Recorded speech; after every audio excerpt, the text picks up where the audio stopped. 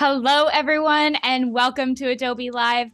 My name is Anna McNaught, and I will be your host today. And today I am joined by Amina El Kabbany. Amina, welcome. How are you doing today? I'm doing so good. Thank you for having me. It feels so good to be back, and I'm really excited to get started today. We're doing something a little bit different than what I've done in the past, so I hope you really enjoy it. Yes, I am super excited for this because your work is stunning. I know you have so much to share with us today. So I just want to welcome everyone into the chat. I apologize for the little delay. We are having some technical difficulties, but we are here now and hope everyone is doing well. Don't forget to start your day with the Photoshop Creative Challenge hosted by Jesus Ramirez every weekday at 9 a.m. Pacific. Tune in and challenge yourself with a new prompt each day. I just checked the last one out and it was super cool. He was creating some light rays in Photoshop, and that's always really helpful because they can be a bit challenging. Plus, Jesus is great, always a wealth of knowledge show. So be sure to check that out right before this stream every day. And Amina, I won't waste any more time. I would love to kind of see what you have planned for today and dive right into it. I love it. Thank you. Yeah, so I'm a photographer, everyone. I live and breathe art, and photography is one of the most instrumental keys in how I process the world. And when I don't have I guess the audacity to carry around my big clunky DSLR, I love to go and shoot around with my iPhone. And I've done so for years. I used to just go around in the city when I lived in San Francisco and just take photos, like as a form of therapy. And so usually when I've done these Adobe Lives, I've showed you in the past how to create collages in Photoshop. I've showed you how to elevate your DSLR photos. Today, I'm going to show you how to elevate your iPhone photos, whether that be in your lifestyle, whether that be something that you want to use for your marketing for your small business. If you're in a pinch and you're a musician and you need to make some cover art but don't have access to a DSLR, there are workarounds, And so Lightroom is it's just such a powerful tool. I feel so empowered by it, and it really helps me convey what I want to through visual communication. And so today you're going to learn how to do the same. I want to also encourage you while you're watching this stream, just pull up some of your favorite iPhone photos and edit alongside me just to get into the flow. A lot of the time, it's like we feel held back by what we can and can't do or what we do and do not have. And so I think it's just really empowering to remember that we have all of the tools we need right in front of us. And you are empowered to do whatever you want with them, whether that be, like I said, cover art, marketing materials, like the world is in your fingertips with your mobile device. It doesn't even have to be an iPhone, it can be an Android. So I've curated some of my favorite iPhone photos throughout the years. And I also last minute decided to open up a submission option for people in the community to send me their favorite iPhone photos and I would edit them live today. So we got some really cool submissions, and I'm going to start with my own photos. So right now I have imported these selects into my Lightroom catalog, and we're just going to start with this one here. It's really fun. It is a photo of one of my dear friends. He has one of these really cool old like VW buses. And so what I'm going to do first, I'm going to open the develop space here. And as you can see, we have like a really cool situation going on already. The framing is really beautiful. And this is why it's so important to think about all of the different tools you have, because whether you're shooting with a DSLR or your mobile device, you have to think about composition. That's what really makes a photo shine, is how you frame it. And you can think about all of the different ways to create a composition. But in the, I guess you could say, the foreground is the steering wheel here and this foliage peeking out from the window. So automatically I'm looking at this photo and I just noticed my friend peeking out in the right hand corner. So that's a cute little Easter egg. But I from looking at this photo already, I can tell it's a bit overexposed where I don't want it to be. And so my initial instinct would be to just level it out a bit by bringing down the exposure. And that's already looking way better. Now, what I am focused on is this foliage, and everything else is kind of falling into the background. So that already looks great.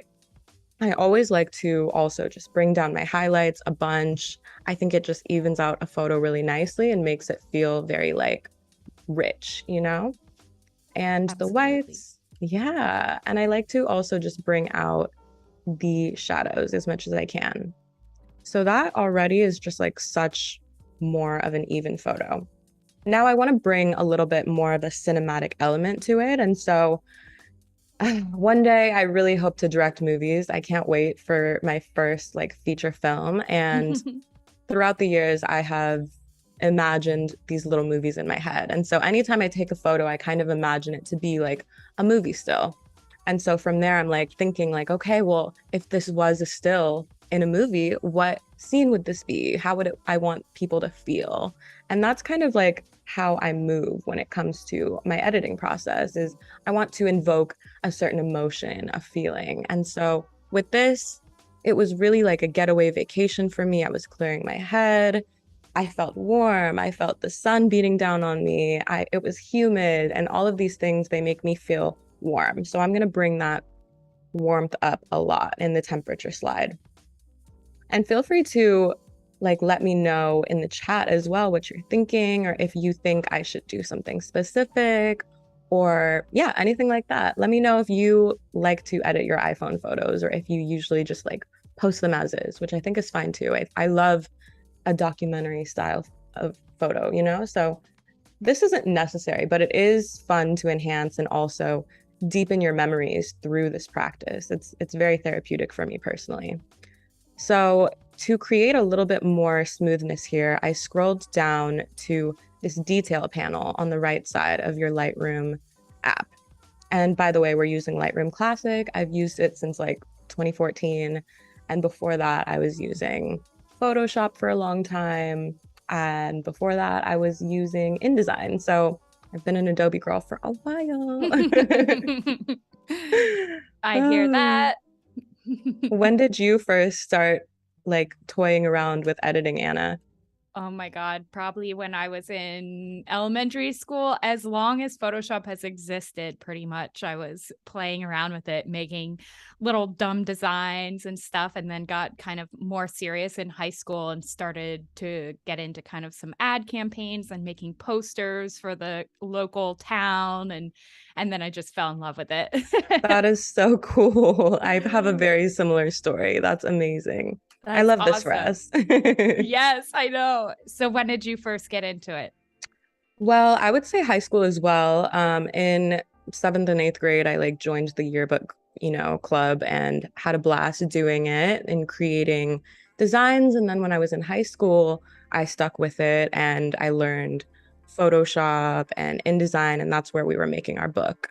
So it was really fun. And I started, toying around with compositing in Photoshop around the same time as well, in my art classes. And I remember I made like one of our assignments was to make a film poster and insert yourself into it. And I photoshopped my face onto Zoe Deschanel's body for a 500 Days of Summer poster. I love that. That is awesome. That was hilarious. I wish I could see it. I can see it in my head, and it was just so terribly done, but I'm glad that I've spent a lot more time over the years figuring it out. Yeah, I think you have to go through that in order to kind of learn. And I think one of the first projects that I did was creating text or writing a word out and then making it look the way that what the word said, like hot, Whoa. it had like flames coming off of it or something. And that was kind of one of my first experiences compositing. And I was like, this is so fun. I want to do this forever. That's amazing. That sounds like a really cool assignment. I'd love to see that. Yeah, it was super cool. And of course, in high school, we had the simple brains and the simple words, but I feel like you could get really imaginative with it and really expand on it. Oh, yeah, absolutely. So, by the way, guys, what I've been doing, I've just kind of been trying to create like a portal for you to kind of imagine yourself in this moment. And I hope you can feel the humidity through this photo because it was hot. It's actually pretty hot in LA right now, too. So I'm like, whew, but it feels great. I love the summer.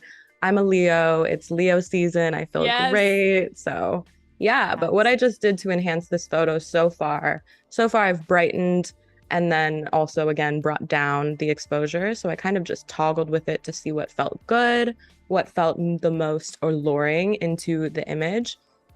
I want to create like an invitation for you to kind of melt into it.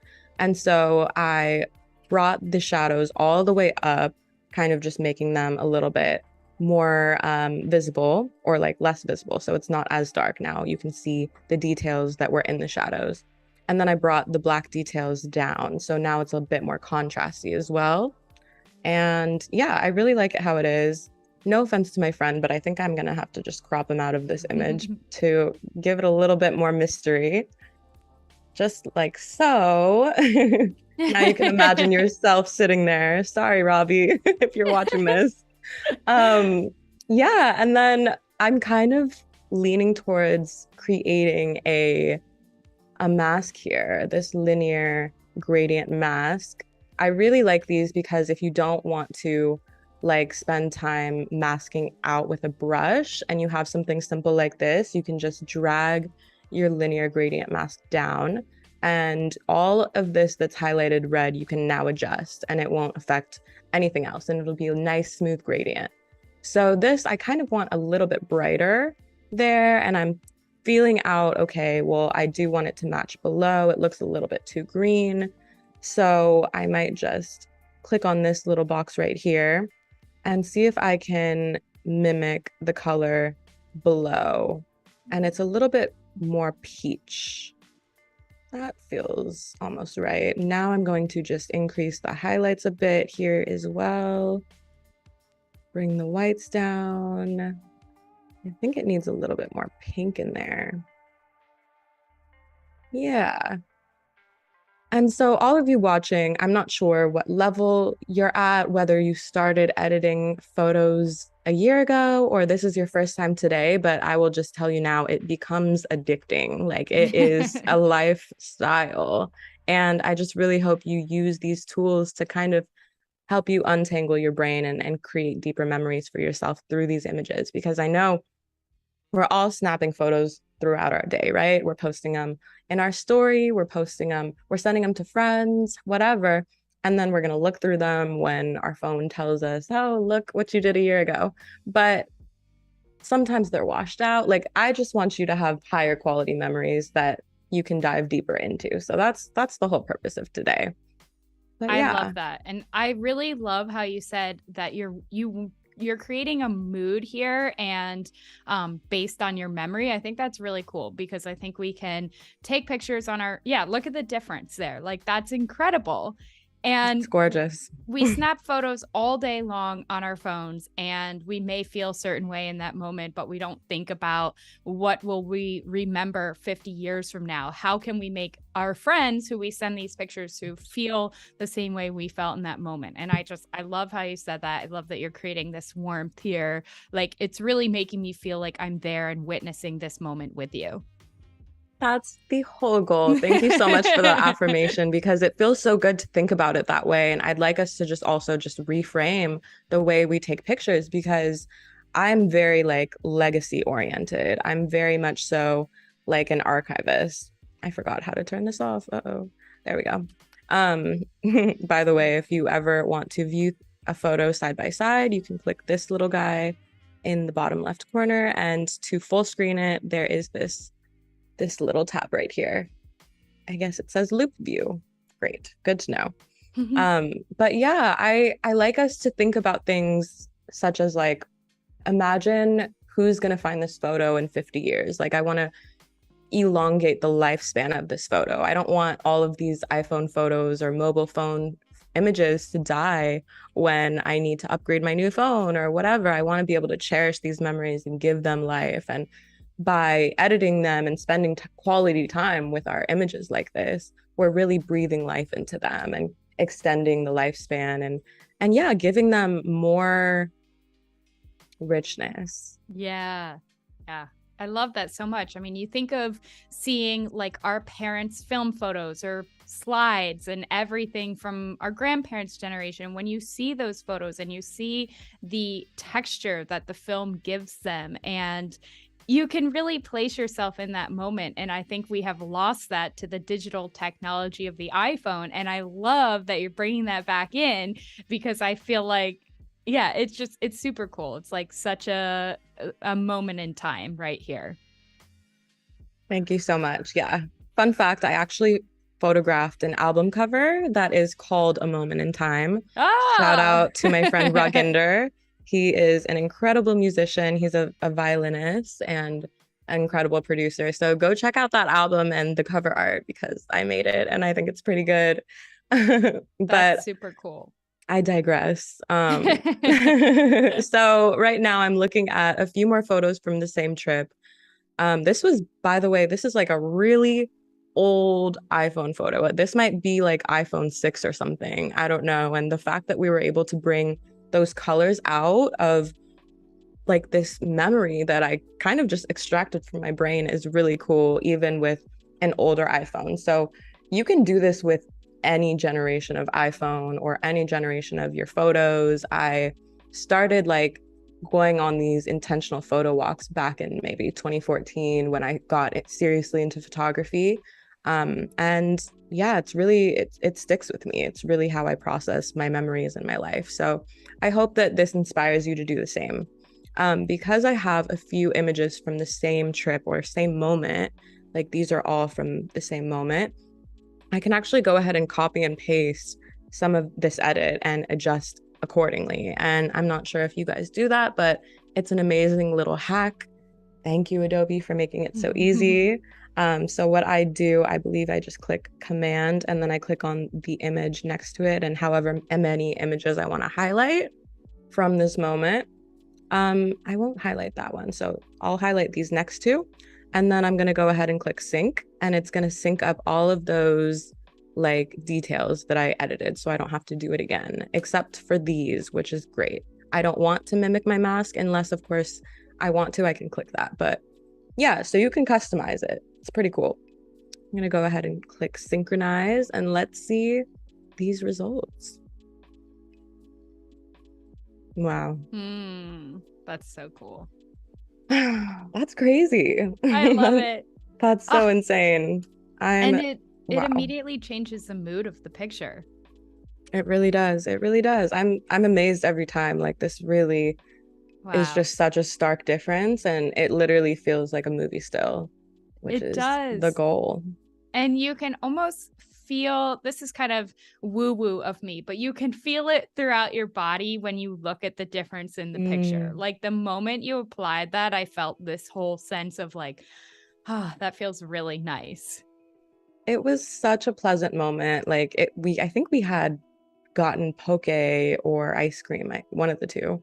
And it was like humid rain. It was beautiful. But anyway, this is just such a powerful tool, y'all. Like this is giving me so much joy to look at and to move through. And it is such a visceral feeling when you can like bring it to such a specific place exactly the way you remembered it. It's really special. And I just want that for all of you.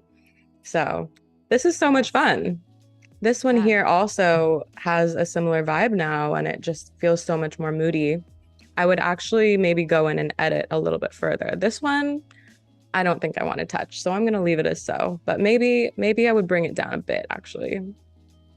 A couple notches, just to show you the range, you know? Look at that depth that it created. It's really, really incredible. Not to toot my own horn. I'm like, okay, I guess this is what today is about, but hey, I think it's amazing. I will toot your horn as well. Thank you. Thank you. So I'm looking at this and I'm like, wow, that was a beautiful moment as well. It was nighttime, but I do want to see a little bit more of the blues. And it's really cool that these clouds are back there. So let's see if we can bring out this blue hue a little bit more. It's not really working out. Well, good thing Adobe has like this really cool feature called, it's a new mask feature actually. I'm pretty sure it's AI powered, which is dope to me. I think it's the future that we are working with technology in this way, and it's just continuing to advance. But this little round icon takes you to all of the masks that are available. And we're going to just test out this select sky feature to see if it works as well on iPhone photos as it does on DSLR photos, because I've used it a couple of times with the DSLR photos and it looks great. So let's check it out. That's a pretty good job. It even like left the tree unselected. That's impressive. Okay. It's amazing. Okay, cool. So now let's see what we can do with this. I'm just gonna go straight for a color adjustment here. Whoa. You can just click away and make it feel surrealistic if you want to. I'm very much live in that like liminal space of I feel like I see the world in a very surrealistic way. I'm a Pisces rising for anyone who's into astrology. And life just feels like a daydream at all times. And sometimes I'm like, But photography was a powerful tool for me when I discovered it, because I wanted to share the beauty that I see in the world and add more of it into the world as well and offer my unique perspective. And that's what it really empowers me to do, and empowers all of us to do. Really show the world how we see and hopefully give people a new perspective. Yes. I feel like I need you in the back of my mind when I'm creating things to tell me the why behind why I'm doing it. Because sometimes I start doing it and I'm like, I'm not sure why I'm doing this, but it looks cool. And I feel like you just explained it so eloquently. Thank you so much. I've literally been like, I've been calling myself a steward of creative clarity lately. Oh, I love that. Yes, that's really what I feel like I am. I like to really hold space to help people like find that clarity, discover their why.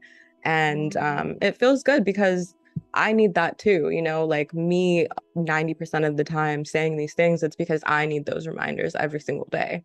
Yes. So podcast coming soon, actually this week. Really? Yeah. Okay, I'm listening to that for sure. I was gonna say I need to like find a way to listen to your daily like meditations or words of wisdom, because you got it all. Oh my goodness. I feel so seen right now. That's incredible. Yeah, all of this is literally like just so meditative. Yeah. So super cool. Back to this photo, it's looking pretty good. Like I'm zooming in. This could use some work, but overall, I feel like the essence of it is just feeling so much more resonant than it was before. Let's take a peek at where we're at. Yeah. Yeah. Wow. That just gave it, again, so much more depth, so much more richness. And I haven't touched any of these presets, guys, by the way. Guys, gals, days and thems. Hello, everyone. I hope everyone's having a great day, by the way. Yes. Everyone's really enjoying this. Very inspiring and imaginative. I'm so glad. So yeah, I feel like that feels good to me. I haven't touched any of the presets. We've literally just been working with this edit station on the right-hand side, this modular space. Yeah, I'm gonna leave that as is. It feels accurate to my memory, so we'll leave it as is. Let's move on. I feel like, let's ask the chat what kind of image they'd like to see edited next. We've got beach photos, concert photos, park photos, studio photos, photos of neon. I actually take a lot of photos of neon just in the day-to-day life. I kind of create like little scavenger hunts for myself so that I can create digital collage assets to use later. And neon is a staple in my digital collages. If you haven't seen, you can check out my Instagram, Amina Yasmin, AminaYasmin with an underscore at the end. And my website is linked there as well. You can check out all my past work so you can get a feel for what I do and how I do it while you're here. But yeah, these are some of like the little Easter eggs from some of my collages that I've just photographed with my iPhone and thrown in and have created like portals, you know? So yeah, some Paris photos. We edited some of these travel photos, the DSLR versions, in the last Adobe Live. So it's fun to show you the reverse, the iPhone versions. Yeah, it's so cool. And it's making me think about my photos in a whole different way now. Everything that I have on my phone that I'm like, what do I do with this? Got so And much. Yeah. yeah, there's so many little pieces. And I wanted to ask you, are Mhm. you mostly editing your iPhone pictures on your computer or on your phone? So back in the day, I used to use my phone a lot for editing, but because I'm on social media a lot and I text a lot, I really like to take myself away from my phone and work with my laptop because I think it just keeps the screen time a little bit less. So my phone is not here, and at least my screen Right. is like this far from me or so. Um, yeah, but I think that you can do either. Like, obviously, Lightroom, they have so many different versions. Adobe has so many different versions. You have the mobile version, which is just as powerful if you want some quick editing on the go. Or if you're like me and you want to spend some quality time with the images and see them on like a bigger screen, get into the nitty-gritty detail. Laptop is great, iPad is great. All of the different tools, whatever you have, pretty much is like just use the tools that you have available to you is the important thing. Yes, I absolutely agree with that. And then after you've edited these photos on your computer, what do you usually do with them, and what do you find is the best way for you to kind of store these as memories and not just like lost in your Lightroom catalog or lost on your phone? Do you have any recommendations for that? Yeah, I honestly recommend for everyone to print out your photos. Like make Mm, a old style photo album, have fun with it. Like really the same way you have a relationship with your friends and your family, your colleagues, have a relationship with these memories and print them out, make a book or make a collage or make a vision board. But on a technical standpoint, I would typically just go and export, and then I would save it to a specific location on my external hard drive so that I make sure everything is safe and secure. Then I would back it up. But you don't have to do all that, but I do recommend it if you're not going to print it out. Printing it out is really fun though. And sometimes when I make a new edit, I like to export it and then airdrop it to my phone so that I can use it as like a screensaver or something like that. And I also like to share my photos on social media, Twitter, Instagram. And personally, it's like a really fun practice for me to go back in time and just like that's how I use social media is like a time machine. And so mm, sharing these images regularly, kind of like my own personal visual diary, feels like a yes. good way to log my memories. But yeah, I used to sell prints and that was really fun. And I still to this day have a desire to make a book with all my photos. I just need to like sit down and do it. But there's a Yes. lot of different options to do that. And yeah, I think you would have a lot of fun with it, the same way that you would scrapbook back in the day. So, Yeah. Yeah, I hmm love that idea, and I feel like too often we don't print out our photos, and I think that's a great idea, especially with these being such important and beautiful memories. So, yeah, I love that. Um, 100%. so it sounds like the chat would like to see maybe some people edits. I love this idea. Okay, great. So now is a good time to dive into the some of these submissions that I got from the community. Some people sent me some really good portraits that I'm excited to dive into. We're going to start with my friend Iman. She is a chef and she is a social justice advocate. She's a plant-based chef, by the way, and she has a book on the way called Alive Again, The Gift of Eating Well. This is a portrait. I'm pretty sure it looks like a casting photo. And so this is great because I'm sure a lot of you might, be taking photos at home with your iPhone. I'm going to show you how to like even it out. So first thing I would do to this image would be just to crop in a little bit. This black edge on the left feels a bit distracting to me. So I would crop that in and maybe just make sure that she is a little bit more centered. So let's see. That feels good in terms of composition wise.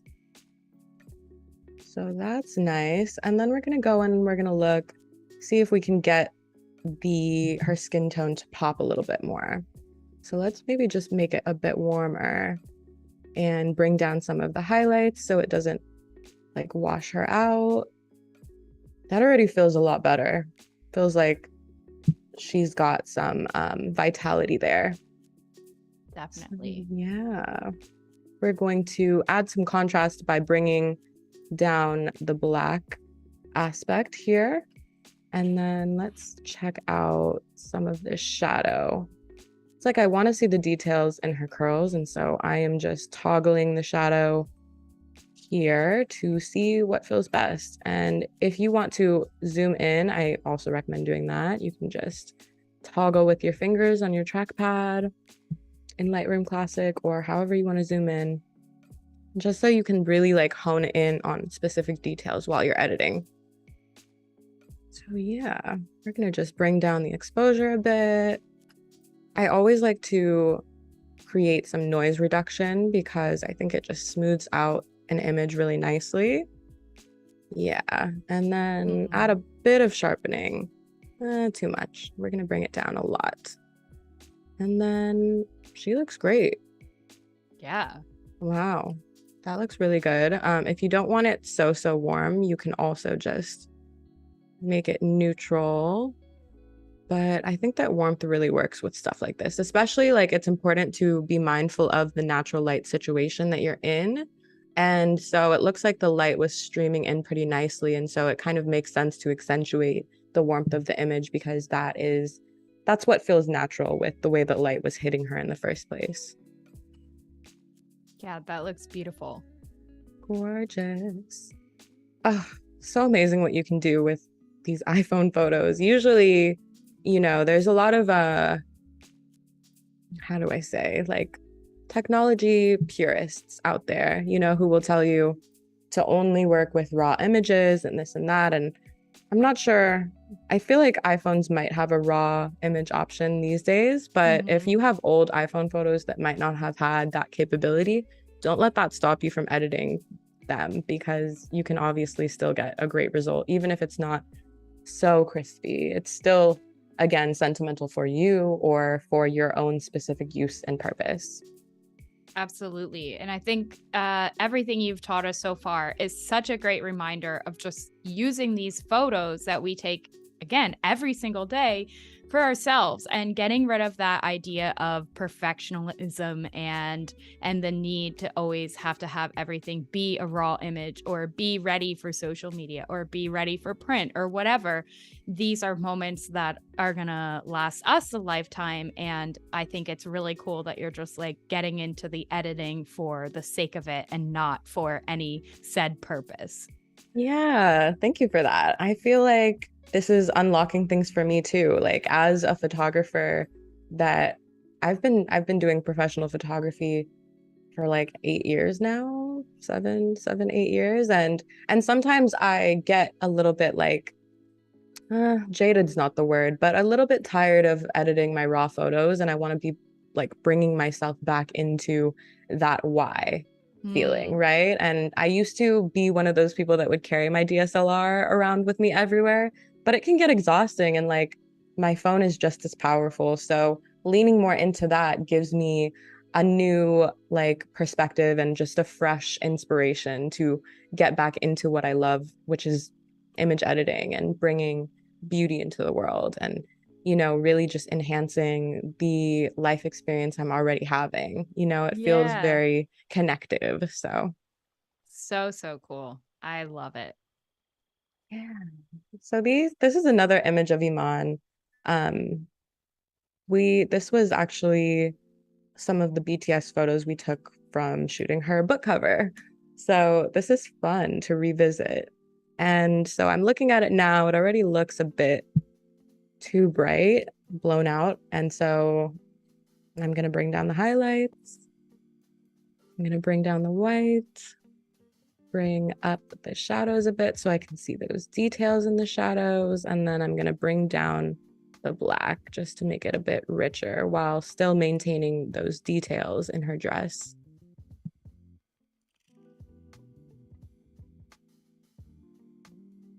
That's nice. Yeah, that looks good. And again, I love adding warmth to an image. So that's just what I'm going to do almost every time. I'm going to bring down the exposure a bit. There.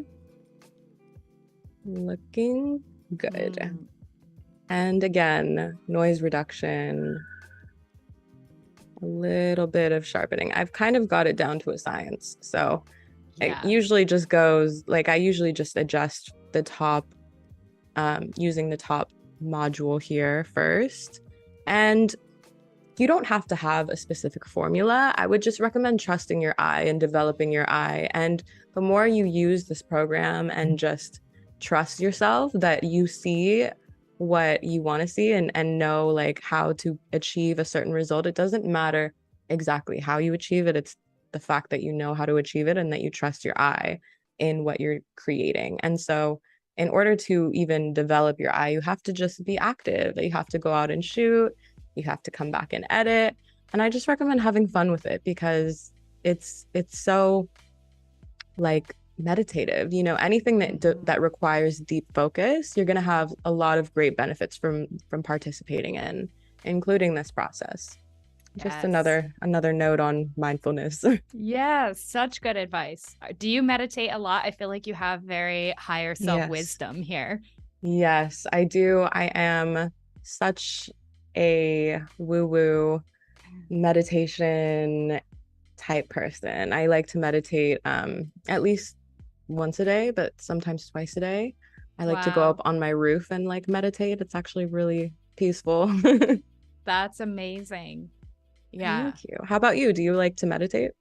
I like to. I try to, but sometimes I'm not very good with it. But I am super into all of the woo-woo stuff. I hate that word, but I I feel like, know. people sometimes don't align with it, but I'm very much in alignment with everything you're saying. And yeah, I would like to get more into meditation.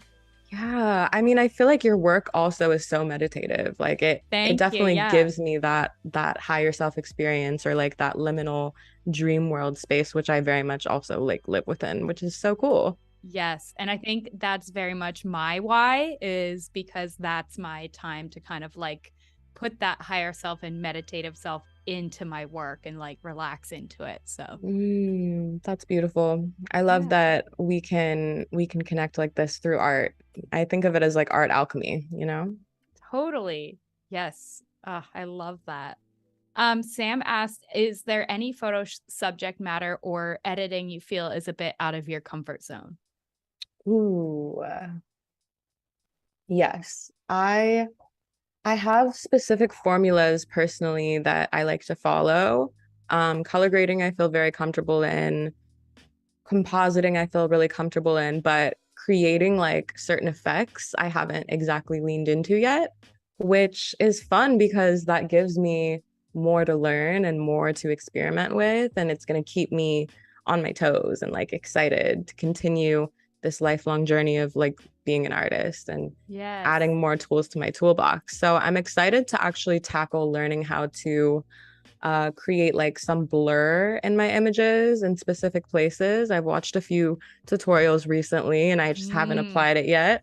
But yeah, I shot an album cover recently and the client asked me to create like this certain blur effect that I don't exactly know how to do yet. So I have some homework to do after this actually. nice. Yeah, Yeah. like a motion type blur, or what kind of Yeah, like some cool. motion blur and some like layering of the Mm, image that will create a feeling of like, yeah, like movement. But you know, keeping it sharp in some other places. And so, yeah, I'm excited to experiment with that. There's always more to learn, which is cool. It's like you can be 8 years deep in the game, but there's yep. still more to learn. And that's what's so cool about being an artist is that you're never going to stop learning. As much as I am a teacher, I am still a student, and I love that.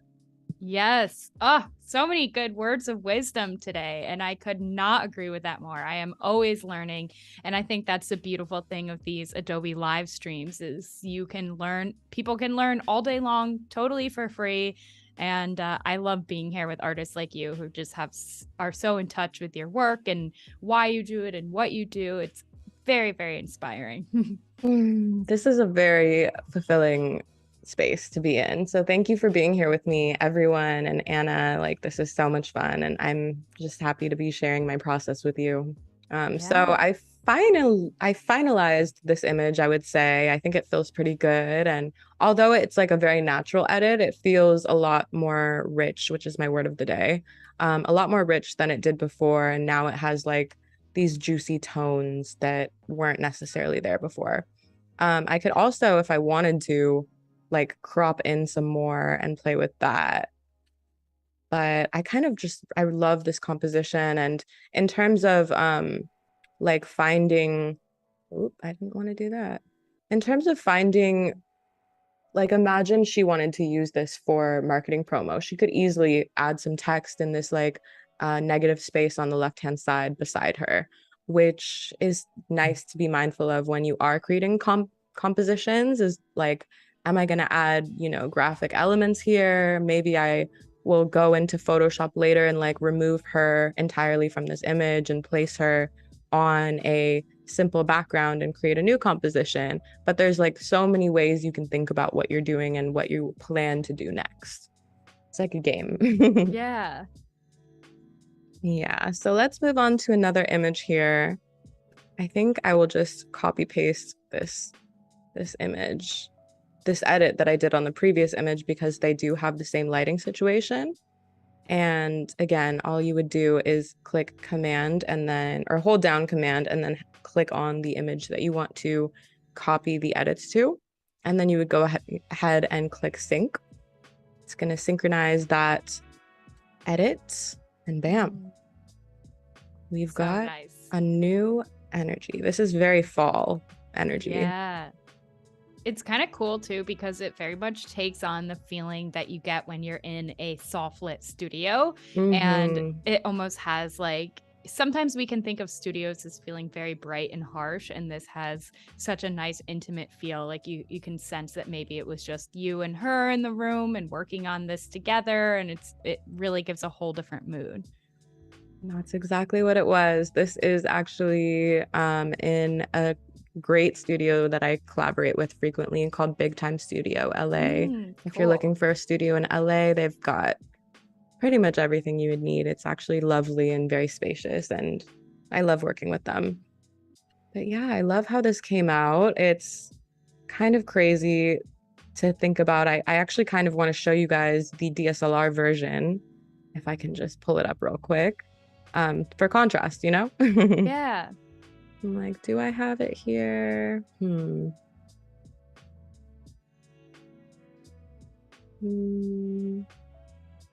I think I do. This is some from, yeah, we did a whole shoot for her book release. It was originally released as an ebook, but now it's actually going to be a physical book That's this so year. exciting. Yeah, I'm super excited for her. All of the recipes are crazy good. That is amazing. I'm sure that feels so good too to have something come out as a hardcover book that you can hold in your hands. Very awesome. Truly, truly so cool. Let's see if I can find it. Well, I'll give you an example of something we shot that day. It's like similar energy. Yeah, This one's that's cooler, so but beautiful. yeah, now they can both kind of work together and they both have different feelings, even though it was from the same shoot. So that's another way to think about it is like how you can create rollout assets with, a blend of DSLR photos and iPhone photos and all of the different ways you can, roll it out. Yes. It's fun. So yeah, these are some other submissions that we received. They're really cool. Maybe I will edit some of these of my friend Skylar. They sent these to me and I was just like, whoa, this is an iPhone photo. That's crazy. Yeah, it looks so, so good. It's already incredible. Let's I see mean, the here. the iPhone is just getting better and better by the day. Yes, yes. It really is. It's actually insane. Like this must have been taken on like portrait mode or something. But Yeah. this is really crispy. Wow. Yeah. So yeah, all I'm doing here is again toggling these adjustment bars and bringing the exposure down. I'm going to bring out the highlights a little bit more. Let's see how that looks and feels. And it's really just a process of like feeling into it, like really letting your intuition guide you and your eye guide you. And the more trust you develop with your eye, the more of a streamlined process this will be for you. It does take some time. I remember when I first started editing in Lightroom, I was creating some very, very overly bright images or overly saturated. And I quickly, well, not quickly, I eventually learned how to make it feel more realistic. But I think when you first get started, it gets a little bit exciting and you're like, I want to try this. Yes. I think your style kind of changes too. I mean, I have noticed that my style sometimes will change from week to week based on like what I'm putting into my edits and everything. And you look back maybe a month ago, oh, why did I edit it like that? Because I've learned so much more. And yeah, I used to edit very bright as well. Wow. This just got so warm and inviting so quickly. It really did. This tool is insane, everyone. I cannot be like a bigger fan of Lightroom than I already am. Number one fan, it's me. Yes. Wow, look at that. That is amazing because you didn't even do that much to it and it just totally came to life with this beautiful feeling. Wow.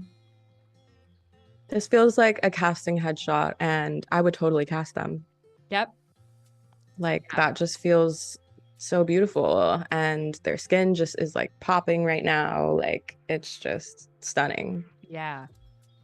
That took me 0.5 seconds, everyone. Like that's all you need. That's all you need. So cool. Lightroom also has really cool presets. And by the way, there's a lot of incredible photographers out there that have presets available for you that they specifically created that you can buy and import into Lightroom. So that's something to think about. I used to have like a really cool like Visco pack of presets. I don't know what happened. They disappeared somewhere when I switched laptops, but that was really fun to play with. And yeah, I want to show you some of these presets here that I think are just built in with Lightroom when you download it.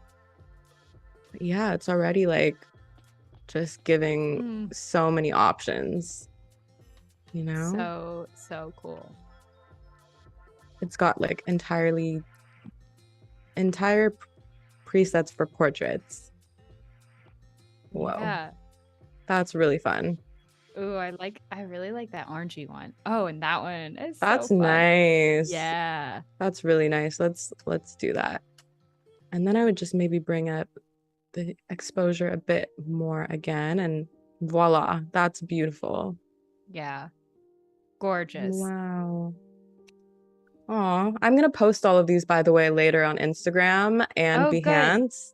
That way you guys can check out all of the featured photographers and people who submitted photos, and I'll make sure to include their name and their Instagram for you. So be on the lookout for that. But that would be great. This is so fun. It's funny when you edit, Mm-hmm.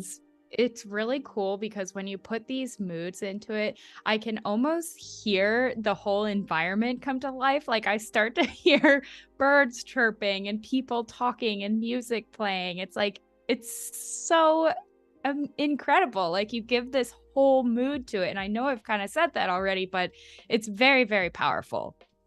It's a powerful tool. Like visualization is everything. And the more you can get that specific mood, right? Like imagine what you can manifest when you get these details just so succinctly like dialed in. Like you can create vision boards for yourself.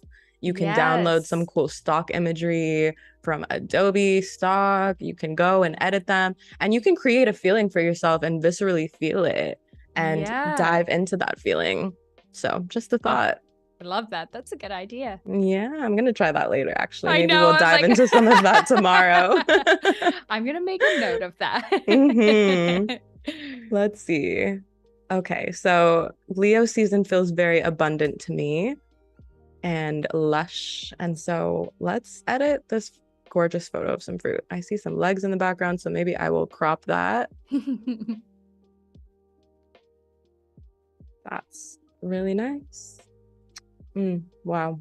I am now hungry. I know. So again, we're doing our signature routine here. We're going to adjust the exposure. We're going to bring up the highlights. And we have some really natural light to work with, really gorgeous natural light to work with here. It seems like the shadows want to kind of fade into the background, which is really cool. So we're going to like give it that high contrast feeling. I'm going to bring the whites down so that the colors pop more. And actually, let's see how it looks when I bring down the highlights all the way. This looks like it could now be used as like a marketing asset for a chef or for a juicing company or something like that. It looks like you could receive this in an email with like text in the bottom right corner that says something like fresh fruit delivery on sale or something like that, you know? And this is an iPhone photo again. So it's like you have such powerful devices at your fingertips. You guys can keep track of how many times I say that on this live stream. I just really want to drill it in. Like we have so much power in our hands. We've got to really remember to use it more. Yes. And there's so many different ways that you can transform images using this program. Like it's actually wild. So now this is just giving me such a different feeling, and I want to really like just keep going in that direction of like the dramatic contrast. And so I'm going to use another linear gradient here and just really darken this right top corner. And I might do that on the bottom left corner as well. So I'm going to click and add another mask.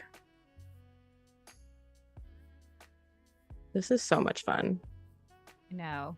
I'm having a blast. Me too. I love seeing it come together and see everything, and just hearing you speak is very nice. I'm so glad. I'm like, I'm totally relaxed right now. I'm glad. I actually I'm really excited to start leaning. I actually make music as well. Okay, cool. And I like to make like soundscapes and guided meditations. So you can expect those really soon too. Ooh.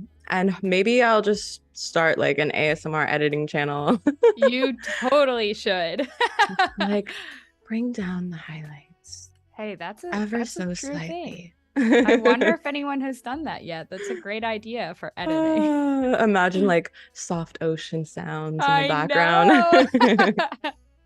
Custom sound bowl sounds as well. Yes. Like that's what I'm giving for sure. Yeah. Wow, this just looks delicious. Like let me just zoom in on that.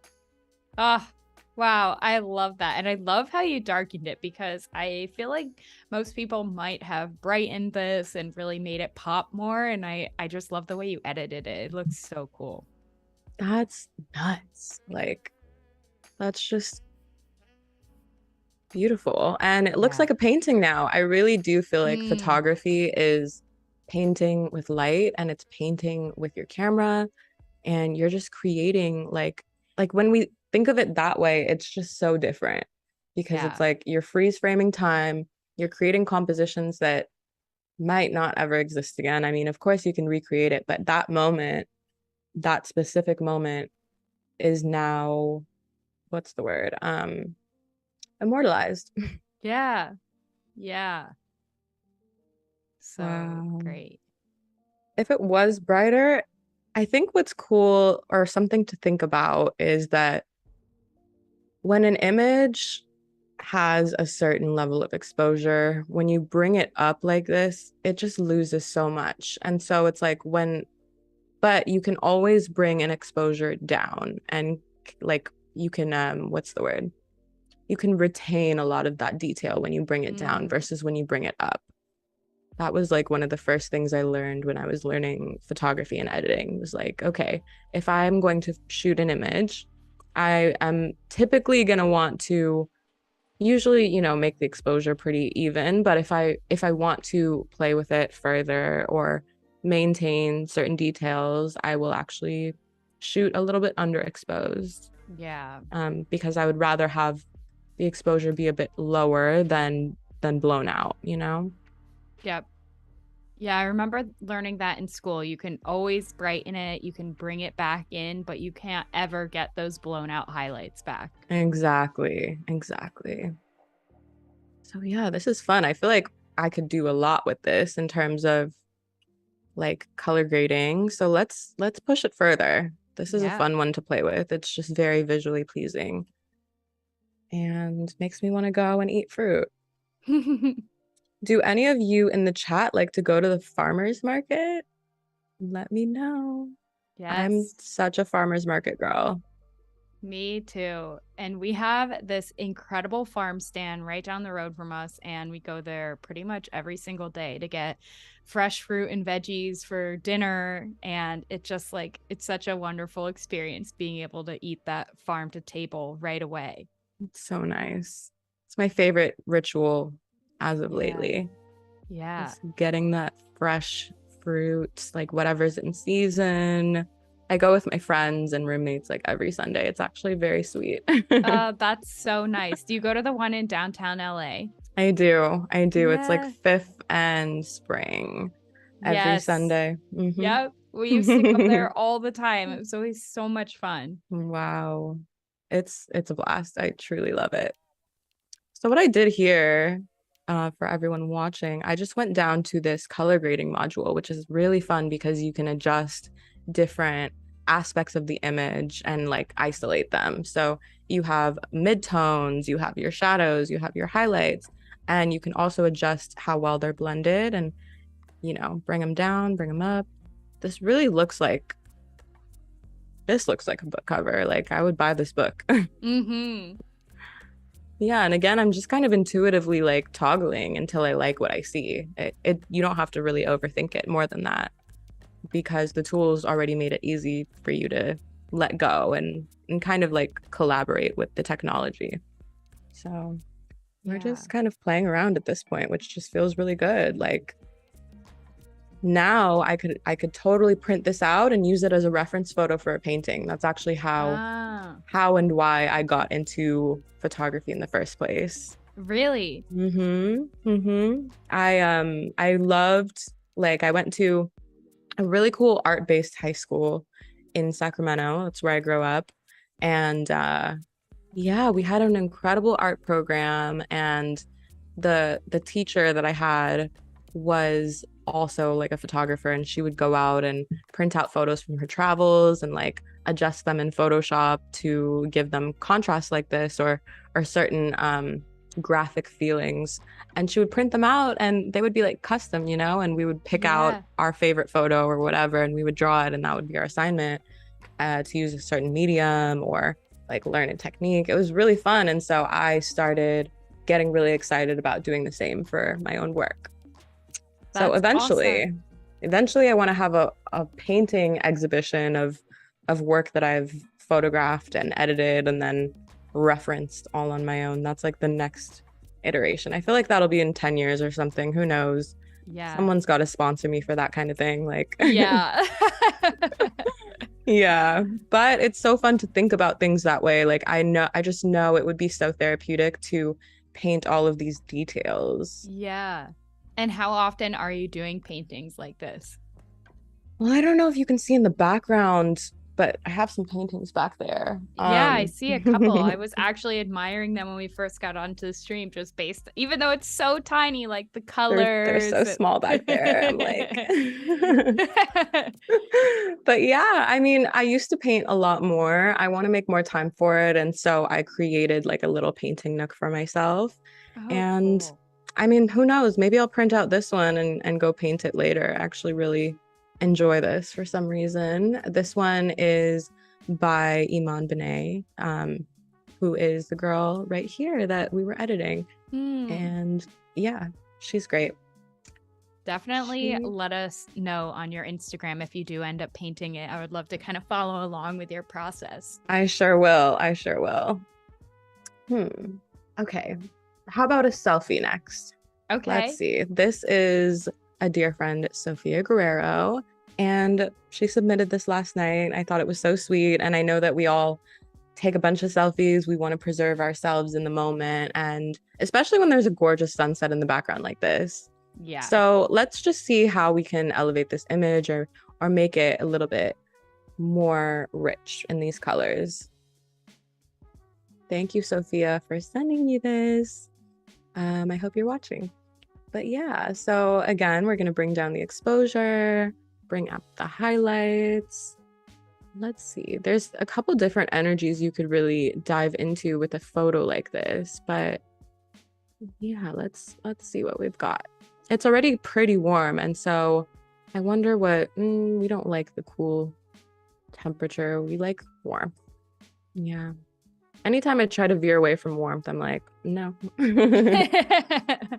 That's not gonna work for me. But yeah, she looks gorgeous here. We're going to create a little bit of noise reduction. We're going to maybe just go down here to this calibration tool. And so a fun thing that someone has taught me before about this module is that if you want to keep something feeling natural, you don't really want to toggle too far outside of these first like tick marks. And I fully agree. I think that a little bit of an adjustment is nice sometimes. But going over here, it's just unrealistic. And you know, same with this green one. It's kind of just balancing it out here. Yeah, that's nice. And so I feel like honestly this photo looks great already. We just kind of like evened it out a bit more and like leveled it out, made her skin pop. This is closer to how she looks in real life. The sky is a little bit more saturated without getting too unrealistic. Sometimes the sky would be really bright and really colorful. So it's cool that we can bring that out in the image and like show off how beautiful this sunset must have been in real life. Let's see, maybe with something like this, like I feel like when we're editing selfies of ourselves, we're maybe not spending too much time, but for fun, let's use a select sky mask and see what we can do, because maybe we do want to get a little bit surrealistic. Yes. Okay, it did a pretty great job of selecting the sky for us. Thank you, Lightroom. So now we're going to go ahead and see if we can just add some fun color effects here. Make it feel more pink or purple. Add some more blues. That feels actually pretty. We don't want it to feel too unrealistic since it is a selfie. So let's keep it over here. Yeah, that's nice. And again, I'm just kind of feeling into and trusting my eye as to what looks good and what's going to look good once it's finished. Now it looks like the highlights are a little bit too bright for me, so I'm just going to bring them down a bit. And let's see here, bring out the shadows, the details in the shadows a bit more. Let's bring down the whites. Let's bring some of the whites back here. That's nice. Yeah, I like That's pretty nice. I think that is a good place to stop with that. And then to exit out of your editing space, you just click back on the icon. And if you want to re-edit that, you can go ahead and just click this tiny square, which houses your mask. Yes. Let's see. Let's compare once more. Yeah. I like that. Very cool. That feels great. Cool. How are we feeling, chat? Are we liking what we're seeing? Is there anything specific you want to see? We've got some submissions that include food photography. I don't know about you, but I love food photography. We've got some travel photos, it looks like. We've got some more of my own as well. Let's see. Yeah, let us know in the chat what you all want to see. And then yeah, whatever you feel like you want to work on, and I'll let you know what the chat says. Amazing. I feel really called to these confetti photos because that was such a fun, visceral moment experience. Like I One of my favorite artists is Tame Impala. And this was a Tame Impala concert. They just blasted confetti everywhere, which I know is terrible for the environment, but it was beautiful to see. And I hope that, you know what? There should be some sustainable confetti out there. Maybe I will invent that. Yeah. Or if you're watching this in the chat and you are an inventor, I give you I permission to take that idea, because confetti, if it was biodegradable and maybe it like dropped down and planted seeds or something, like what if the confetti Ooh. was seeds? It could be like that Hmm. paper that you get as a card sometimes. It says, "Plant me, I have wildflowers." Exactly. Oh, that Exactly. would be cool. And then people could just take it home and be like, yo, I'm gonna plant this.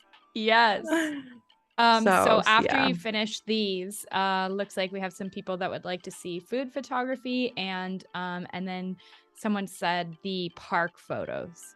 Okay, for sure. Good suggestions, chat. Thank you.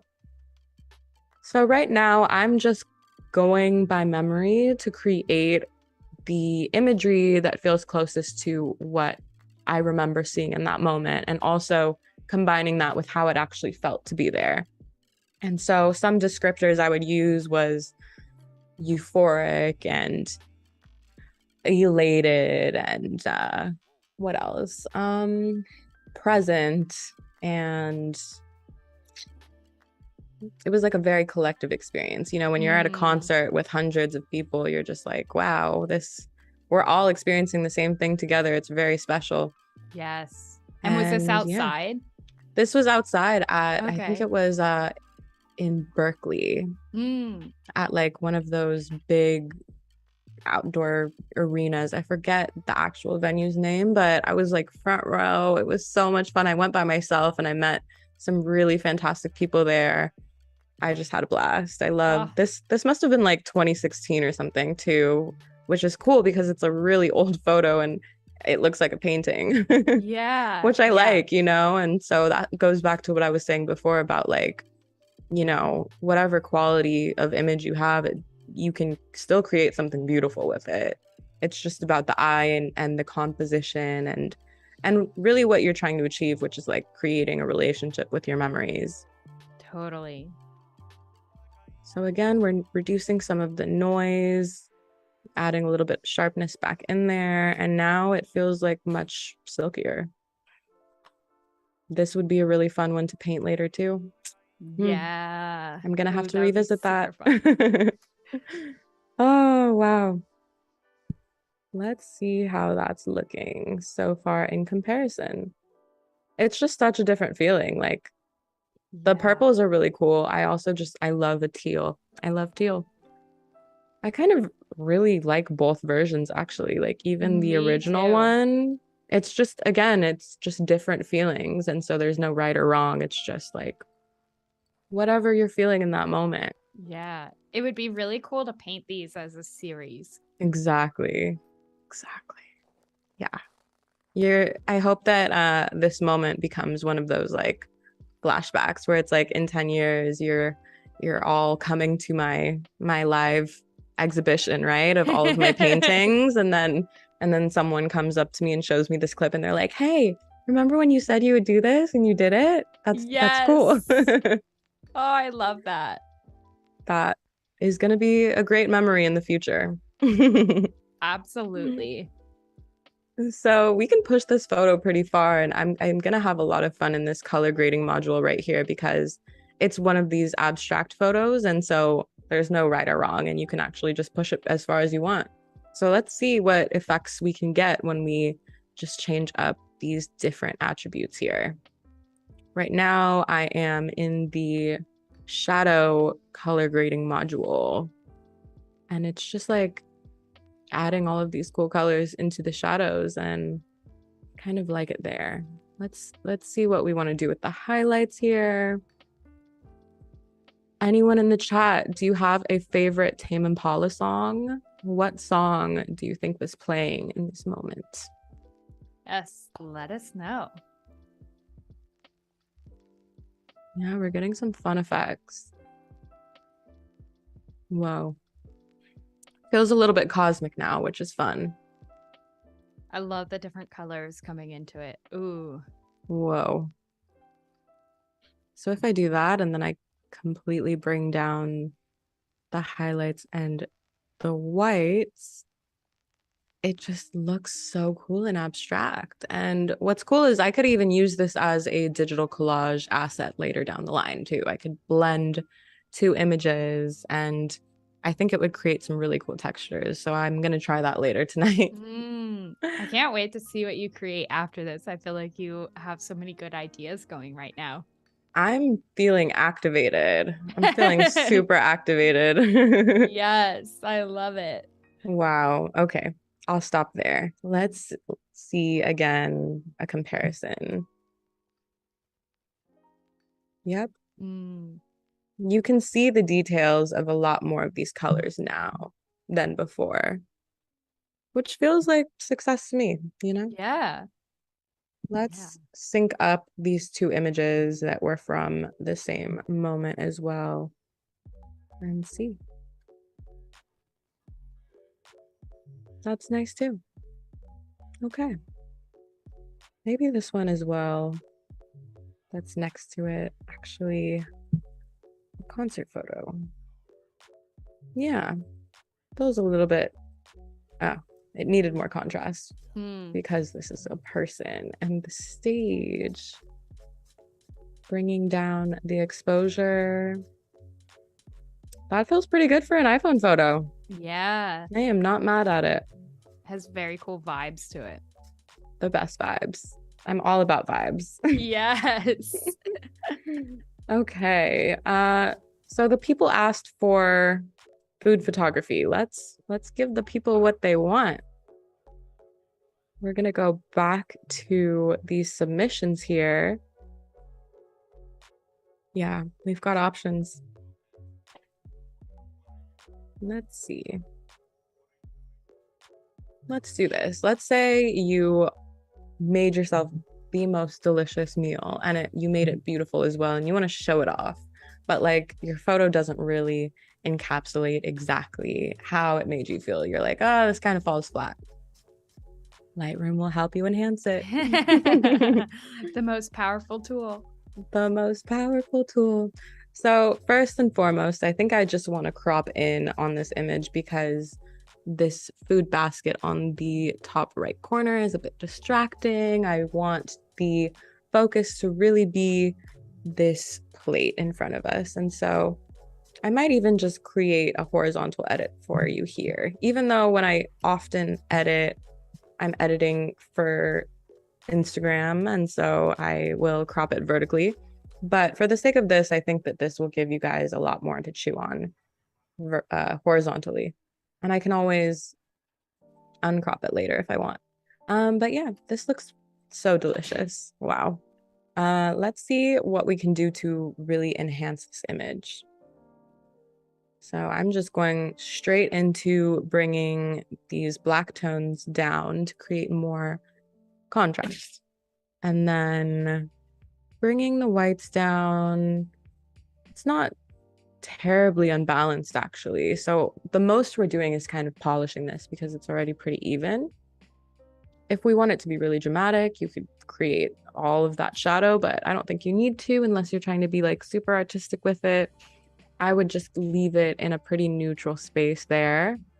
Let's check out how to bring out more detail. Whenever I want to bring out more detail and things are feeling super contrasty in a way I don't like, I just like bring down the contrast by a lot. And I find that you can see a lot more of the details in the image. But sometimes high contrast feels good. So again, it's really about trusting your eye and doing what is necessary to achieve the vision you see in your mind. But that's all through practice. And yeah, the more you practice, the more you get better. It's a practice. That's why they call art a practice. Yes, that is so, so true. And always a good reminder to hear because I think it's easy to see something that you aspire to and wonder why you're not quite there yet, or look at inspiration and be like, that's exactly what I want to create, but you can't get there without practicing and without honing in on your craft. And again, why these streams are so important to continue to improve your knowledge and improve your ideas and your inspiration and all of the things to get to where you want to be. And it's all practice. 100%. It's all practice. This is looking great already. Yeah. I just boosted the green tones and made them a lot more saturated, which surprisingly doesn't look super unnatural to me. It actually looks pretty natural to what I remember seeing or what I would see. And so it's cool because, iPhones, they kind of do shoot a little bit flat, but that's why this tool is so powerful, is you can bring out that saturation that like you would see it in real life.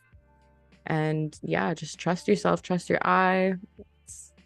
It doesn't have to be overthought too much. So yeah, I don't know about you, but I am ready for brunch. I am struggling right now. I am starving. Oh my and gosh. This looks so good. Maybe food photography was a bad idea. I know. Well, look at this. We're gonna actually just savor our food so much more after this. It's gonna be great. Yeah. So yeah, this is really fun, guys, because now I feel like I would be so stoked to show this off. Like, if I made this meal, man, the world would know.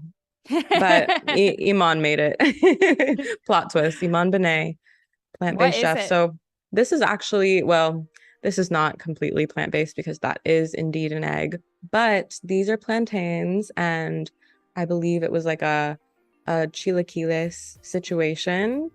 It was so good. That looks amazing. Yeah. And you did the photo justice. It's gorgeous. It looks just as good as it was in real life. Another fun meal here. This is, I believe, a plant-based version of a pasta. I think this is mushrooms in the image. Iman is very inspired by like Italian food. And so, yeah, more food. Food is so good. Okay, we'll do this one.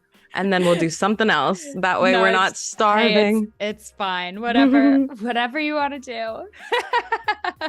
Yeah, I just feel like the audience might feel good about, like, I think we can all be professional photographers if we really wanted to. Like, you can take photos like this with your phone. This is literally a phone photo. And I believe she's just set up the plate like on a black piece of board and set it up next to the window.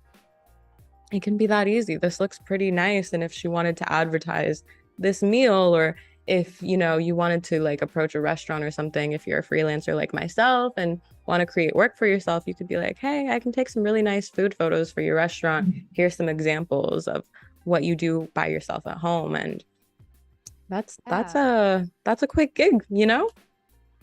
You don't need a DSLR. You could really, really make some nice menu photos just with your phone and Lightroom. Just that alone makes it feel so much more dramatic in a good way. Yeah, it really does. Wow. Amazing.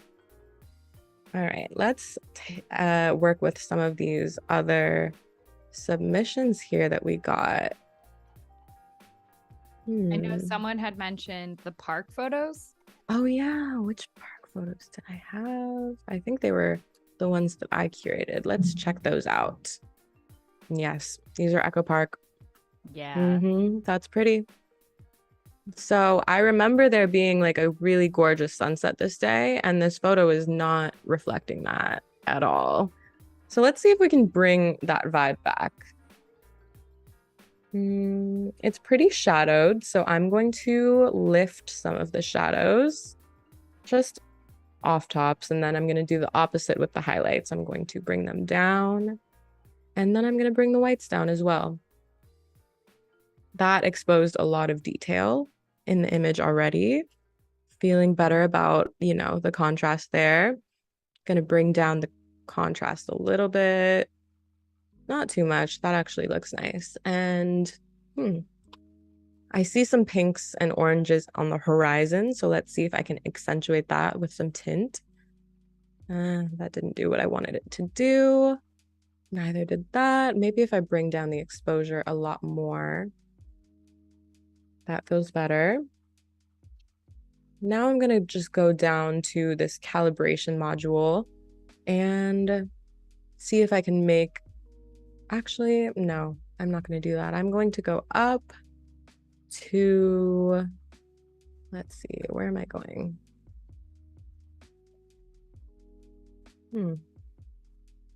Okay. This is what I was going to do. Hue, saturation, and luminance. We are going to change the hue of the oranges to be more pink. And then we are going to change the hue of the blue to be a little bit, I want it to be a little bit more purple. So maybe, yeah, that's too purple. Okay. About there. This is a really fun module because I feel like this is where you have the most control, is like switching up those specific hues makes a huge difference. Yeah, that's definitely my favorite module in Lightroom. Like, I love playing with stuff in there because it can change the overall feel of an image so easily. 100%. I love it too. It's just like, wow, this is already looking so much better. Another thing that I like to do is bump up luminance. So let's see what I want to be more luminous here in this specific section. It's not doing exactly what I want it to do with the greens, but maybe it's because I need more saturation in the green. Let's go ahead and add that in there. And then now I'm going to slide down to that calibration tool and just bump up the saturation here in the greens as well. Yeah.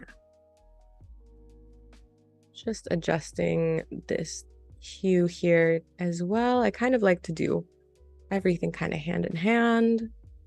And again, I'm just feeling into this moment. Yeah. Scrolling back up, I'm like wondering if adding warmth will feel better. Yeah, that's kind of cool. And then I'm gonna bring that down. Now we just have so many different versions we could bring out now. It's like, that's actually what it felt like, I think, more so. We're gonna bring down the exposure again. That feels like a sunset to me. Yeah. Do you know what time of year this was taken? This must have been a couple of years ago, actually. Must have been like fall. Okay, cool. Yeah, it reminds me of like the November time in LA where it was just kind of starting to get a tiny bit cold, and cold is relative, but yeah. but I remember that feeling of it starting to be around the holidays and going for walks in Echo Park, and for some reason like the lighting here made me really think of that. I'm glad it brought up a sentimental memory. I was gonna say moment, started to say memory. Moment or memory for you. Yeah. Oh, wow. This is just so much more full, you know? Yeah. It feels like, yeah, it feels, it's really insane to me how I'm just blown away every time. I'm like, what? I know. Isn't it incredible? Like, and even these just not even being raw photos, just from your phone, and you can still create this incredible edit and create a whole feeling from the image. It's really unbelievable. That's pretty nuts because it literally looked like this in real life. And the fact that I can bring this out into something that is tangible from my memory makes me feel like a scientist. Yeah. Or an alchemist, rather. I don't know. Yeah. Magician type energy. I can smell the picture. Right? Absolutely. Those LA nights, there was like such a great smell in the air. It would be kind of city, but mixed with like orange blossoms or something. It's always so nice. Wow. Now I just feel at peace. Yeah, me too. Looking I'm at like, this. Wow. So that's how to enhance a memory, folks. You really can bring out what it literally felt like and looked like in any given moment.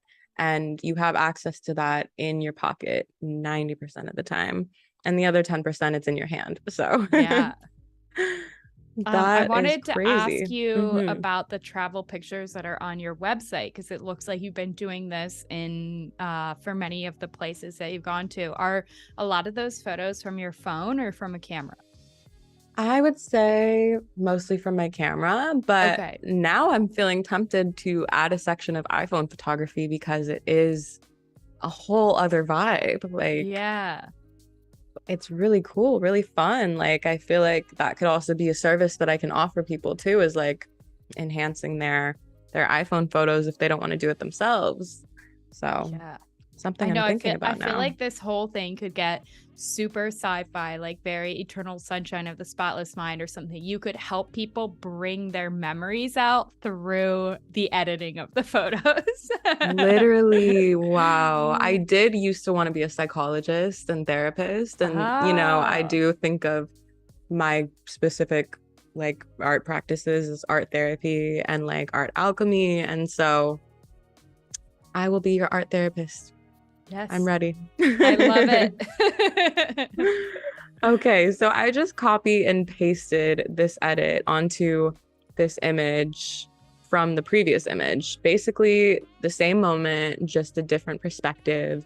And within 2 seconds, I have this gorgeous sunset to look at when before it was blown out. Like, that feeling when you take a photo on your phone and you're like, oh, this doesn't do the moment justice. And you're like, but obviously that encourages you to be more present. But now you can remember that even if it didn't do it justice in that moment, you can bring it justice by taking it a step further and elevating it through color grading in Lightroom.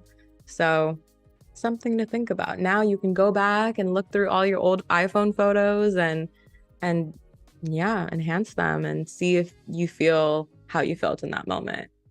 Time travel. Totally gonna do that. I think that is just awesome. I'm gonna put all of my iPhone photos into my computer and play around with them this afternoon. I'm so glad. Yay. Please send me some of the edits that you do. I definitely will. Yeah. By the way, guys, gals, theys, and thems, I want to make sure that I'm being gender inclusive. So feel free to remind me anytime I say guys. I'm trying to break that habit. But everyone. Yeah. Feel free to tag me on Instagram if you're like editing your own iPhone photos live right now as well. Post them to your story, tag me. I want to see your edits. Like, this is so much fun and I can't wait to see what you guys are doing. What everyone is doing. Sorry, I did it again. Yeah. Yeah, I think that would be super cool to have people from the chat and anyone watching this to share your photos somehow. Whether I don't know if you're opening direct communication, if that's okay, or maybe if you have like a hashtag people could use. It's really cool because I think we can all connect over these photos and over these memories. 100%. I'm going to think of a hashtag by the end of this stream that everyone can use. All right, let's see. What are we working with now? Someone in the chat said, I love plantains. Me too. Okay, I'm still thinking about food. I know. All right. I don't know about you, but I love to just snap photos of kind of anything that I find aesthetically pleasing when I'm just out in the world. And this feels like one of those moments. And a lot of the time it's like, I have such a painter mind. Like, I'm like, this would be so fun to paint. And if it would be that for me, I will take a photo of it. So let's see if I were to like edit this and then paint it later, how would I do it? Let's explore. Now we're going to get a little bit more creative because this is kind of an abstract image. It doesn't necessarily have any sentimental meaning other than the fact I just enjoy the contrast of the pink and the green and yeah, the foliage versus like built environment. So let's explore that feeling. I really like to accentuate like all of the textures and the shape when it comes to images like this. And therefore, I want to create a little bit more contrast than what we're seeing now by bringing down the exposure and bringing up the highlights and the whites. Nice. Now I'm going to lift some of the shadows and I'm going to add back in some of the black. There. Awesome.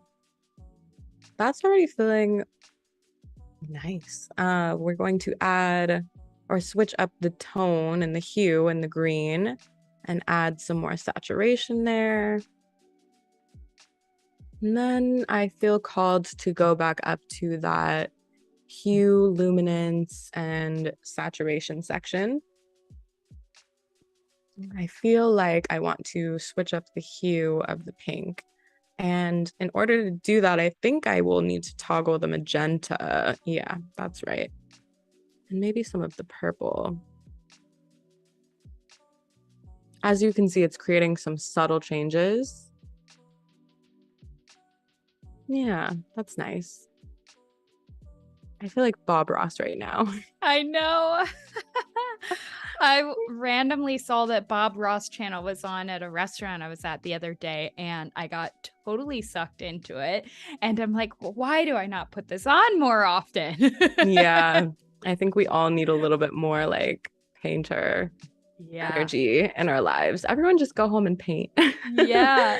And but if watch you can't, Bob Ross. and watch Bob Ross, or even better, like continue to edit in Lightroom and just turn on Bob Ross in the background. I'm sure it'll inspire you. That sounds like a perfect way to spend a rainy afternoon.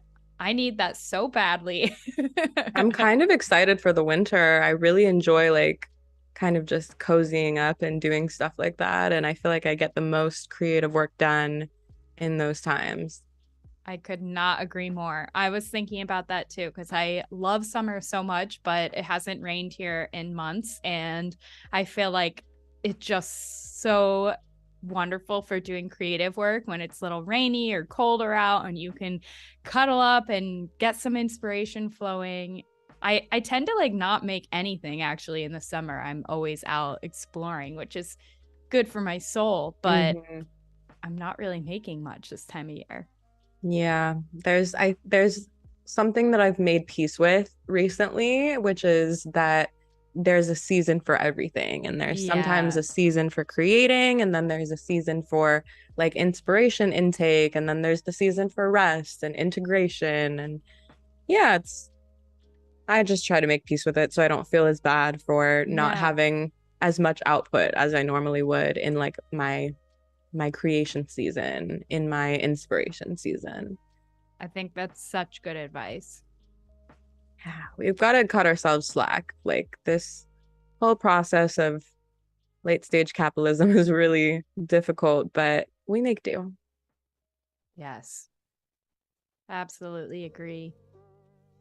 So I'm kind of just doing, I don't even know here now. It's getting a little bit abstract and I'm intrigued to see what some of these presets can do for me now that it's a bit more of like an abstract image. And as I'm scrolling through some of these, that feels really nice, actually. All of these, you can really just not go wrong with a preset because they're just going to give you something different every time. Yeah. How about a beach image? This isn't necessarily the beach, but it's palm trees. Let's see what we can do with this one. And yeah, sometimes when I'm feeling like I don't want to necessarily dive right into like, I guess, my own custom adjustments, I like to kind of feel into an image just by scrolling over some of the presets to see what kind of mood I even want to dive into. And so that's a good way to kind of get the creative juices flowing of like what's possible. What direction do I want to go in? You know, I could go like this very stark, bright direction, which I actually like a lot. I think that feels good. And this feels a little bit more commercial too. Like I could totally crop this and, you know, put like some messaging in text in the top, like who knows, like visit Los Angeles, I don't know. Whatever you can imagine putting it, or I could put like a casting call on it, or I could write a poem on it. There's so many things you can do with imagery like this when it's like a little bit more generic and leaves space for storytelling. Yeah, something like that. So let's scroll back down. Let's make these palm trees pop a little bit more. I want to see the green pop, and I want it to be a little bit more light green. Yeah.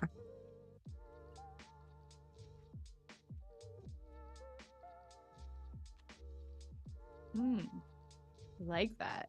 Kind of gives a film vibe. That. Yeah, I like that energy. Yeah, that's cool. There's so much you could do. It's overwhelming sometimes, which is why you just got to stay present in the moment. It really, really is, because sometimes you start to see these looks and you're like, oh, I could go that way. I could go that way. I could go that way. And you end up liking multiple looks. And I want to just duplicate my photo 5 times and make each one. And then be like, which one do you like best? But I do that all the time. I am so guilty of that. Like, it's crazy. I know. It's very easy to do, especially when all these different looks look so good. Truly, truly, there's endless options, endless directions you could go. Like, it's crazy how everything looks good. It just gives you a different feeling every time.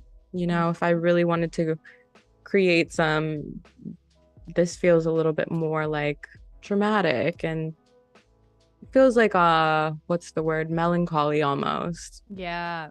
You're like, oh, blue hour. I love blue hour though. Like blue hour feels good, but it's cool because this is obviously not blue hour, but I can give it that feeling. So if you ever do a shoot like in the middle of the day and you want to give it that blue hour feeling, you can totally do that. Yeah. I just want to put a little moon over the palm trees.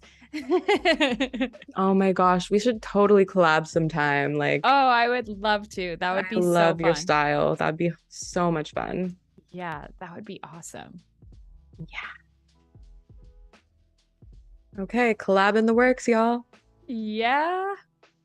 I know. We have lots to talk about offline. I'm going to message you about a ton of things. Oh my gosh. I can't wait to get into all of the mystical topics with you. I feel like your work is so mystical. Mine is too. Yeah. So fun. I think we could create something really cool together. I think so too. I'm excited to do that. What are your favorite things to edit usually? All sorts of things, but I mean, definitely nature tends to be kind of the biggest topic in my work. And then I seem to be drawn towards certain animals like turtles, jellyfish, butterflies. Trying to think of what else. Yeah, if you look at my work, you start to see things kind of repeated. Mushrooms, very cool. And then yeah, I think sometimes I just can't get away from it. I feel drawn to those things. That's so cool because it's like all of the archetypes that your mind uses to tell those stories. And it's like thematically, I wonder what subconsciously that means for you. I know. We'll have to talk, and I want to hear all about this because I'm very, very curious. That's going to be a fun conversation. I love studying like archetypes and the subconscious mind. Yeah. So right now we're looking at a photo I took in Paris of the Seine River. And originally, let's take a look. It's very like, not dreary, but it's just not fun and colorful. It feels like it could have a very like what's the word? Not mystical, like olden day kind of energy. And so I kind of want to play on that. Like if this was almost medieval, like back when there were, I don't know, like knights and such, kings and Yeah. queens. So let's play into that like storybook kind of energy. I just want to make it like really vibrant and yeah, let's see. Let's see how we can make that happen. So far, I have adjusted the temperature and added a little bit of a green tint. Now I'm wondering if I want to make that green tint a bit more pink. It's too pink. I'm gonna go back to green. Yeah, and then another fun thing I could do if I wanted to, like, I'm looking at this archway and I kind of already like how all of this looks, but I want to adjust the coloring on the archway only. And so this is where I would actually use a brush for my mask and I would brush out where I want the mask to be. So I'm just going to kind of like paint over this archway here. And I can be a little bit messy with it because I can go back and adjust it later as well. But I just want to see how it would look if I were to adjust only the archway.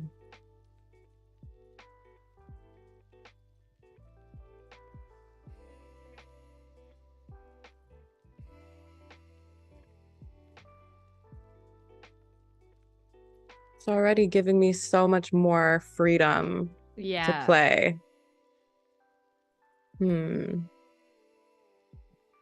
Okay, now it's feeling like very surrealistic, which is, you know, what I wanted to get. So let's see. I made the tint too green and it made it hard for me to actually select a color. But I think,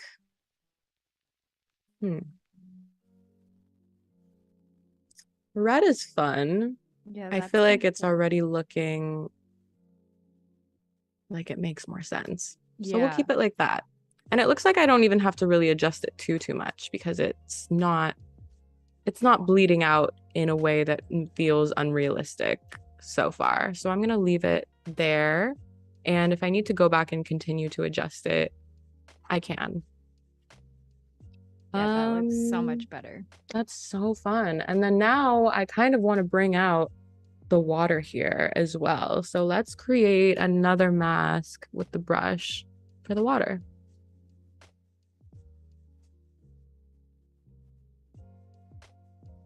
And you can be so much more like meticulous with this if you want to, but for the sake of this like workshop moment, I'm gonna just go over it kind of in a messy way. Yeah, and I think depending on how much you feather it and your flow and everything, you can kind of be a bit messier with those masks too. Exactly. Yeah, I like to keep the masks pretty feathered typically.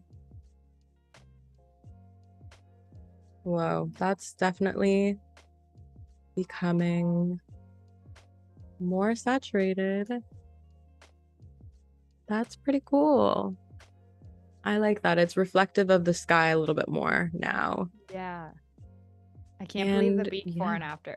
I know, that's actually nuts. Like, yeah, the capabilities here are just wild.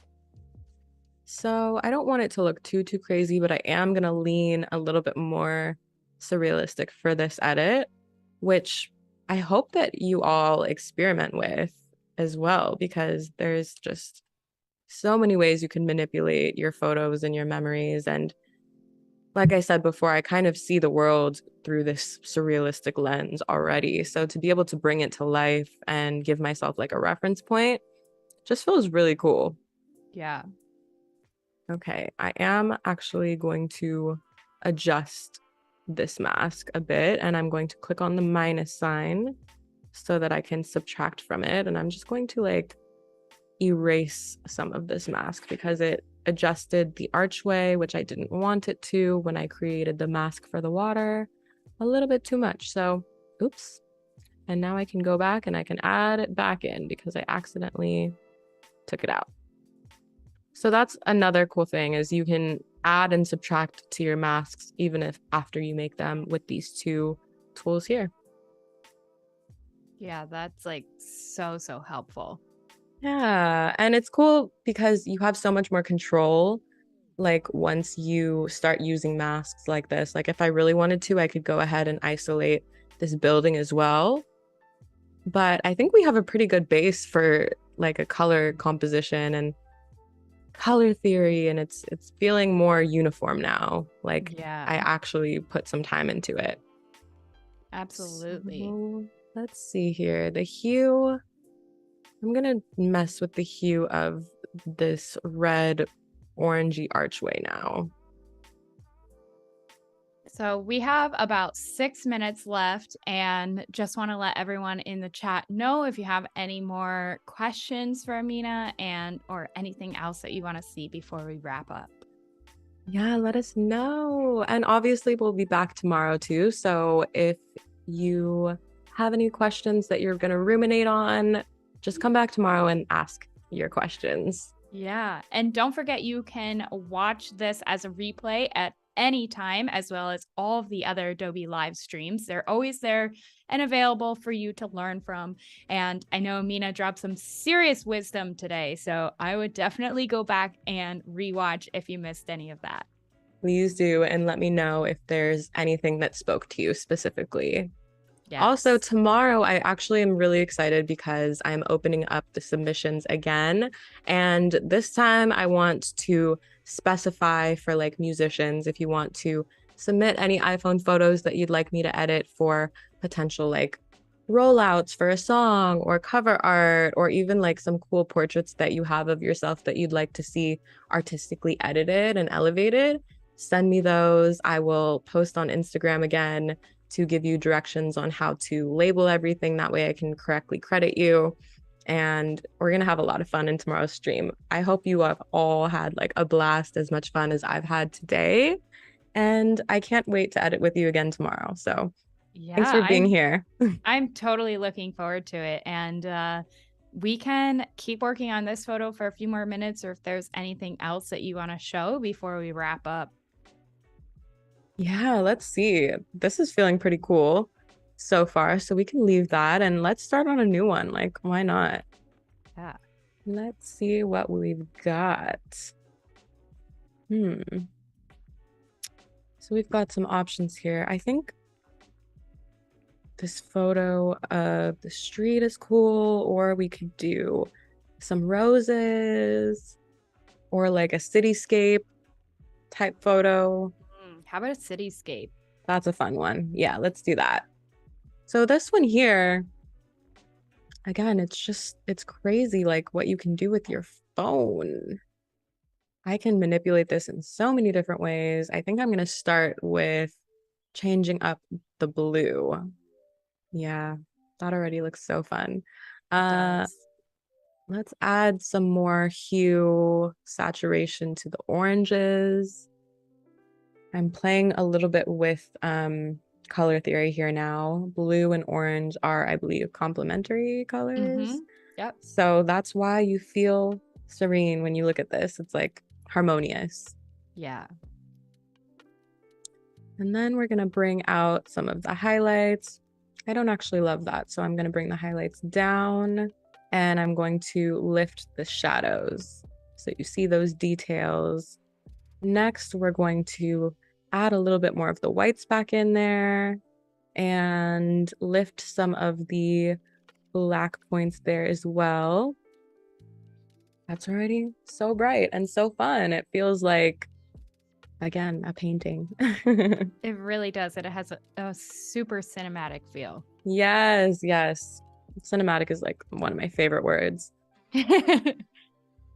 Whoa, that's really crazy. So it's wild how much detail there is already. And I'm pretty sure I zoomed like really far on this image as well. Let's create some more smoothness with reducing the noise. And let's go back up bring the exposure down a bit more and make it feel more realistic. Even though it's like a surrealistic color, the tones feel realistic, you know? Mhm. Um, hmm. Let's see. Yeah, my natural inclination is just to keep toggling and playing and see how far we could push this. That's a really cool Totally direction changes as the well. vibe. Yeah, there's so many different ways. I'm gonna have to export like 10 versions of these photos later. I know. Ooh, that's cool. Ooh, that just gives me such a nice feeling. Like Yeah. It feels totally very does. very epic. Yeah. I love editing so much, especially like creative editing like this. This is how I really like remind myself of the passion I have for photography is like when I get to just play and explore and like let my mind do what it wants to do and kind of lead me. Like I'm Yeah. not even in the driver's seat right now. It's like my subconscious creative mind is just running the show, and it feels really good to surrender like that and just have a practice where you can like let go a little bit. I couldn't agree more. And it has been such an honor learning from you today. I hope everyone enjoyed this stream as much as I did. Thank you so much, Amina. We will be back tomorrow at 9:30 a.m. Pacific for part 2 of editing iPhone photos. And stick around for this week's Illustrator Creative Challenge with Jack Watson, followed by Sin Logos for a graphic design live stream where you will learn how to design an Earth and space inspired pattern in Illustrator. So thank you again, everyone, and I hope you have a great rest of your day, and we'll see you tomorrow. Bye. Bye.